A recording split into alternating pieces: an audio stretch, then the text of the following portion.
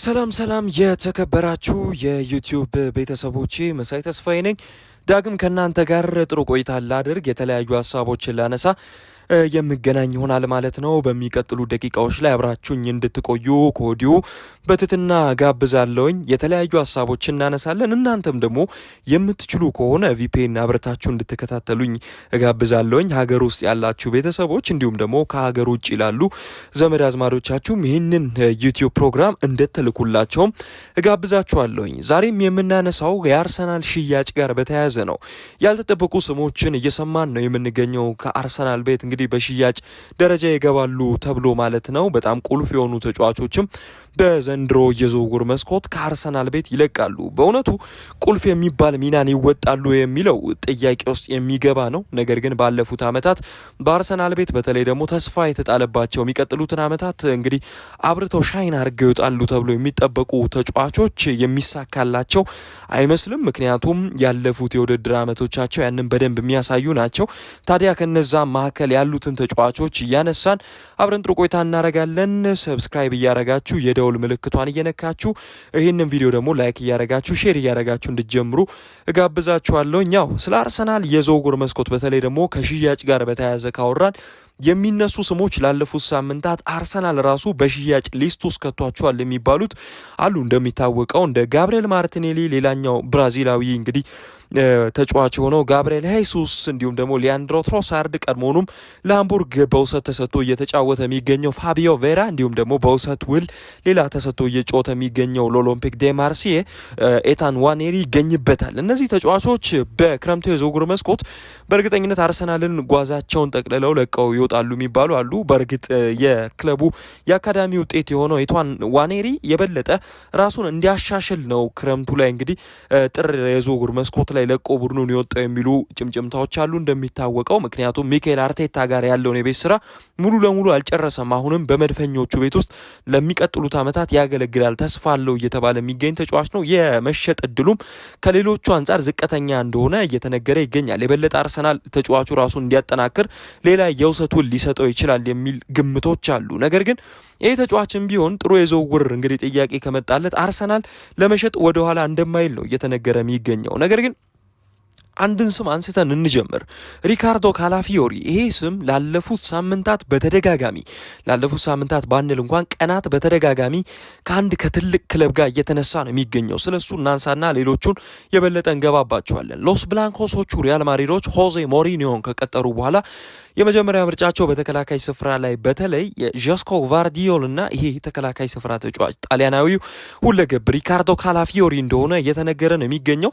ሪካርዶ ካላፊዮሪ ምንም እንኳን አርሰናል ቤት ውስጥ ላለፈው ዓመት እንግዲህ ድንቅ ብቃቱን ነው ሲያሳይ የነበረው በተለይ በሊጉ የመጀመሪያ ሳምንታት ጨዋታዎች ላይ ለሚኬል አርቴታ ታክቲካል እንግዲህ የበለጠ ቡድኑን እንዲያጠናክር ታክቲካሊ የረዱ ተጫዋቾች መካከል ሪካርዶ ካላፊዮሪ ነው ቢባል ግነት የሚሆን አይመስለኝም። ምክንያቱም ይሄ ተጫዋች አውሮፓ ላይ ከሚገኙ የበለጠ ከግራ መስመር የሚነሱ ጥራት ካላቸው ተጫዋቾች መካከል አንዱ ነው። ሌፍት ሴንተር ባክም ሆኖ መጫወት ይችላል። እንዲሁም ደግሞ ሌፍት ባክም ሆኖ የመጫወት ጥራቱን ብዙዎች ያደንቁለታል። ከግራ መስመር እየተነሳ ኢንቨርት እያደረገ እንዲሁም ደግሞ የተቃራኒ ቡድን ሳጥን ውስጥም ሲደርስ ብዙ ጊዜ እንመለከተዋለን። ይሄ ብቃቱን በርካቶች ይወዱለታል። እንዲሁም ደግሞ ለሚኬል አርቴታም ቁልፍ ሚና እንዲወጣ አድርጎታል። እንዲሁም ደግሞ በአንዳንድ የኤፍኤ ካፕና የካራባው ካፕ ጨዋታዎች ላይ የመሀል ተከላካይ ሆኖ ሌፍት ሴንተር ባኩ ላይ ሲጫወትም እንመለከተው ነበረ። ይሄ ሁለገብነቱ ከዚህ ቀደም በሮማ ቤት አብሮት ከሰራው ከጆዜ ሞሪኖ አይን ውስጥ እንዲጥለው አድርጎታል።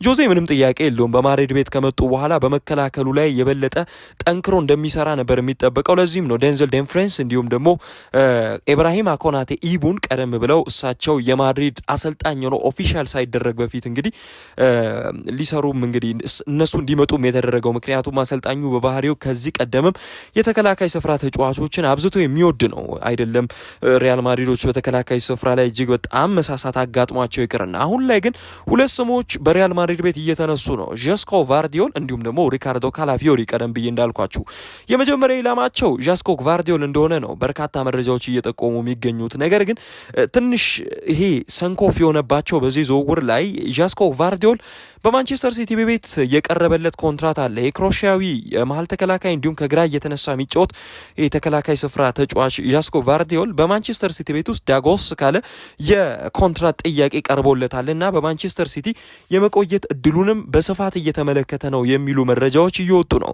በዚህ መሀል ነበረ ለሚኬል አርቴታ አደጋ የሆነ ነገር የመጣው። ምክንያቱም ሪካርዶ ካላፊዮሪ ፕላን ቢ ነው እንግዲህ ለሪያል ማድሪድ። ይህንንም ተከትሎ ሪያል ማድሪዶች ቀጣዮቹ ቀናቶች ላይ አይናቸውን ሪካርዶ ካላፊዮሪ ላይ እንዳይጥሉት የሚል ስጋት አለ። በነገራችን ላይ ሪካርዶ ካላፊዮሪን አርሰናሎች መሸጥ አይፈልጉም የሚል መረጃ ዲማርዚዮ ይዞ ሲወጣ ተመልክተን ነበረ። እንዲህ አይነት መረጃዎች ብዙ ጊዜ ይታመናሉ። ምክንያቱም ዲማርዚዮ ራሱ የጣሊያን የመረጃ አውታር ነውና የበለጠ ይታመናል። ስለዚህ ካላፊዮሪን የመሸጥ ፍላጎት አርሰናል እንደሌለው ሰምተን ነበር። ነገር ግን በዛሬው ዕለት እየወጡ የነበሩ ትናንትና የበለጠ ሲናፈሱ የነበሩ ምንጮች እንደሚያመላክቱት ከሆነ አርሰናሎች ሪካርዶ ካላፊዮሪ ላይ የሚመጡ ጥያቄዎችን ለማዳመጥ ክፍት ሊሆኑ ይችላሉ የሚሉ መረጃዎች እየወጡ ነው። ታዲያ እነዚህ መረጃዎች ሪካርዶ ካላፊዮሪን ወደ ሳንቲያጎ ቤርናቢዮ ሊያስኮበልሉት ይችላሉ የሚል ጥያቄን አብሮ ያስነሳል ማለት ነው። ምንም ጥያቄ የለውም። ማን ነጩ መለያ መልበስ የማይፈልግ አለ? በሎስ ብላንኮሶቹ የእግር ኳስ ቤተ መቅደስ ውስጥ መጫወት ማን ይፈልጋል? በሳንቲያጎ ቤርናቢዮ ራሱን ማሳየት የማይፈልግ ማን አለ? ሪካርዶ ካላፊዮሪ ጋር ደግሞ በተያያዘ እስኪ አንድ ነገር እንመልከት አድማጮቻችን። ምናልባት ሪያል ማድሪዶች እንደ ሪካርዶ ካላፊዮሪ አይነት መልካም የሆኑ ተጫዋቾችን ላለፉት ዓመታት ሲፈልጉ ቆይቷል። በነገራችን ላይ ፓፓ ፔሬዝ እንግዲህ ፍሎሬንቲኖ ፔሬዝ ላለፉት ዓመታት የእግር ኳስ ክለቦች ምርጡ ፕሬዚዳንት ቢባል ምንም ግነት አይሆንም።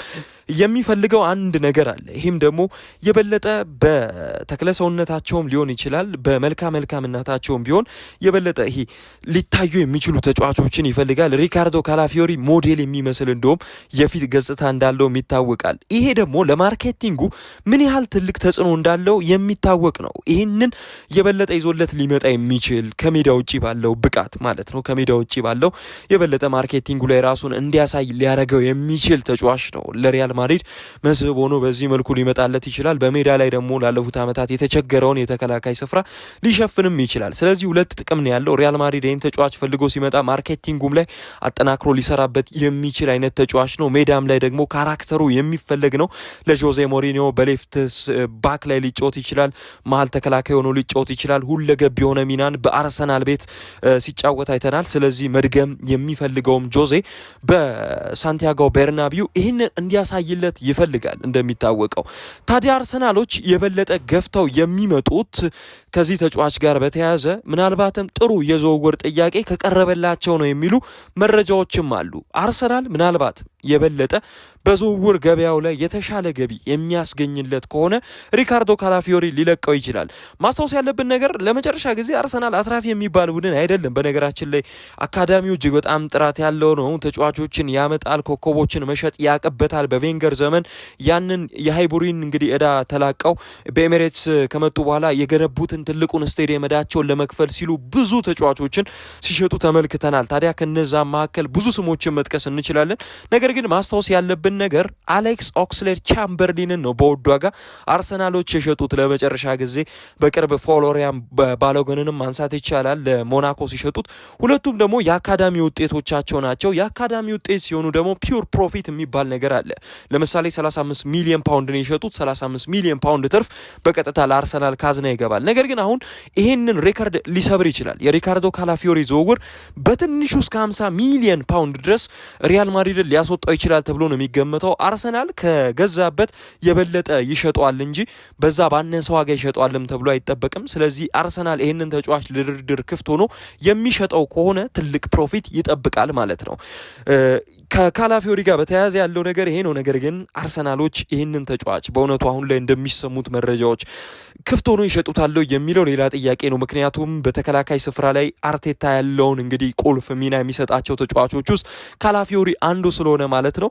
ስለዚህ ይሄ ዝውውር የመሳካት እድሉ ያን ያህል ከፍተኛ አይደለም። ነገር ግን ትልቅ ኦፈር የሚመጣ ከሆነ አይናቸውን ላያሹ ይችላሉ እነ አንድሪያ ቤርታ። ምክንያቱም ስካውቲንግ ብቃቱን እናውቃለን። ሌሎች ተጫዋቾች በዛ ቦታ ይመለከታል።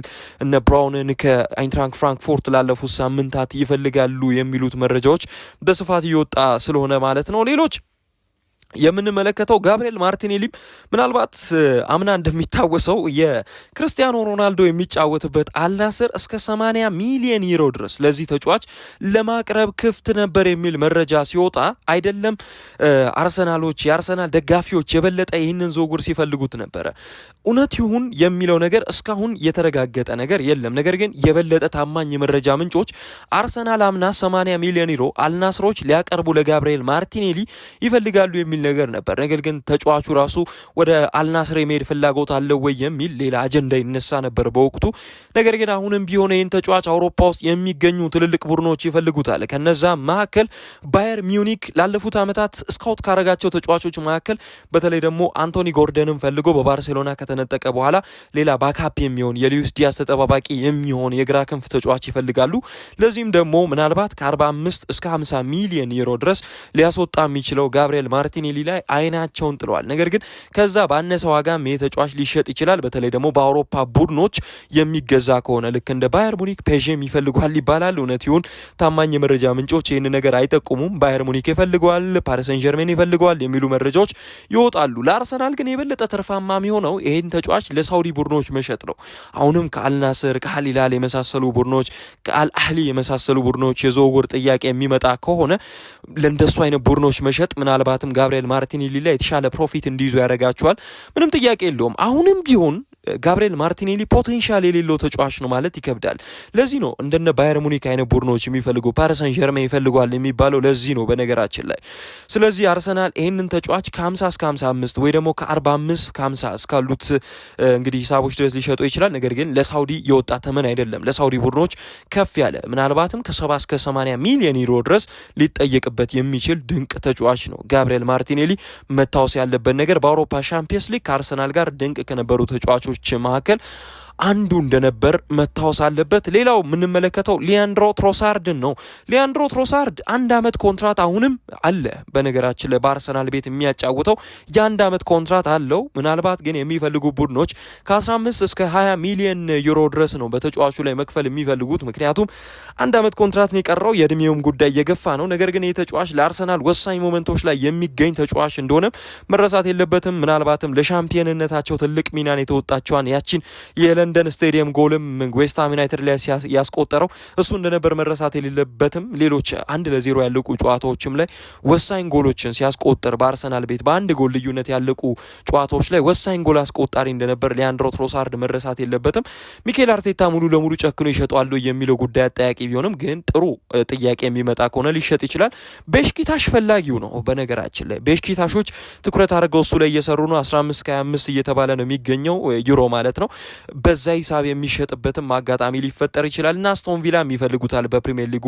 ኤሲ ሚላንም ካልሲዮ ሜርካቶ ይዞት እንዲወጣው መረጃ መሰረት ፈላጊው ሆኖ ብቅ ብሏል የሚሉ መረጃዎች እየወጡ ነው። የበለጠ ኢንቴንሲቲው ረገብ ባለ ቡድን ውስጥ መጫወት የሚፈልግ ከሆነና በአውሮፓ መቆየት የሚፈልግ ከሆነ ትልቅ ቡድን ከተፈለገ ኤሲ ሚላን ምርጫው ሊሆን እንደሚችልም ይጠበቃል ማለት ነው። ሌላ እንመለከት የወደድነው ዝውውር ደግሞ ምናልባት የሚሆነው ጋብሪኤል ሱስ ኦልሞስት አይቀሬ የሆነ ዝውውር ይመስለኛል። ክረምት ላይ አርሰናልን ጓዙን ጠቅልሎ የሚወጣው ተጫዋች ጋብሪኤል ሱስ ነው።